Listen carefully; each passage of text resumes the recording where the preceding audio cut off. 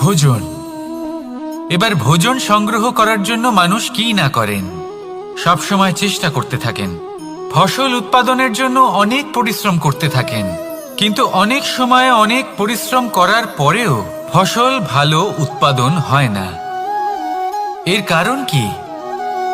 কারণ হলো এটাই যে আপনি পরিশ্রম হয়তো অনেক করেছেন, কিন্তু আপনার নজর তো সেই বীজের দিকে ছিলই না যা আপনি রোপণ করেছেন। সেই জন্য সবসময় কোনো বীজ রোপণ করার আগে তাকে পরখ করে দেখুন, তা অত্যন্ত আবশ্যক। আর সেইভাবেই যখনই কোনো কর্মের প্রশ্ন আসে, তাহলে সেখানে শুধুমাত্র পরিশ্রম যথেষ্ট নয়। সেই কাজের প্রতি আপনার কর্তব্য কি, আপনার উদ্দেশ্য কি, সেটা জানা হলো অত্যন্ত গুরুত্বপূর্ণ। তাই কর্ম করুন, কিন্তু সেই কর্মের প্রতি আপনার যা উদ্দেশ্য তার মাহাত্ম্য বুঝতে চেষ্টা করুন।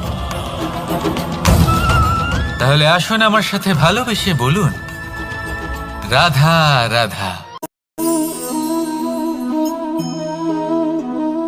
প্রশান্তি জড়িত নিদ্রা মানুষের জীবনের একটা অত্যন্ত গুরুত্বপূর্ণ সুখ এবং প্রয়োজনীয়তাও।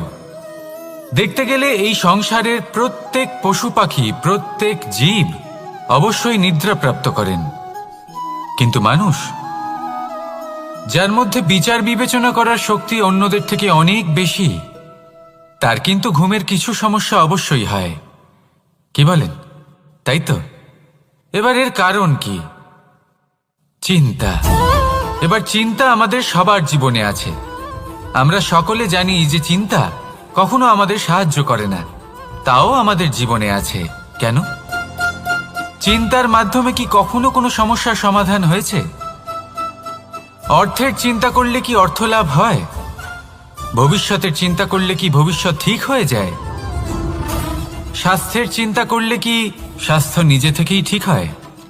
হয় না। তাহলে এই সব কিছু থেকে আমাদের একটা ছোট্ট শিক্ষা অবশ্যই লাভ করা উচিত। আপনিও আপনার কাঁধ থেকে চিন্তার এই বোঝা নামিয়ে ফেলুন। আর এই সব ইচ্ছে একত্রিত হয়ে আমাদের মনে চিন্তা উৎপন্ন করে। তাই এই চিন্তাগুলিকে ত্যাগ করুন। প্রকৃতির প্রেমের উপর বিশ্বাস রাখুন। মনে রাখবেন, যিনি চিন্তামুক্ত হবেন তিনি চিতামুক্ত হবেন। সুখের নিদ্রা প্রাপ্ত করুন, আর নিদ্রায় যাবার আগে আমার সাথে ভালোবেসে বলুন, রাধা রাধা। মহাদেব সেই দেবতা যিনি মহান,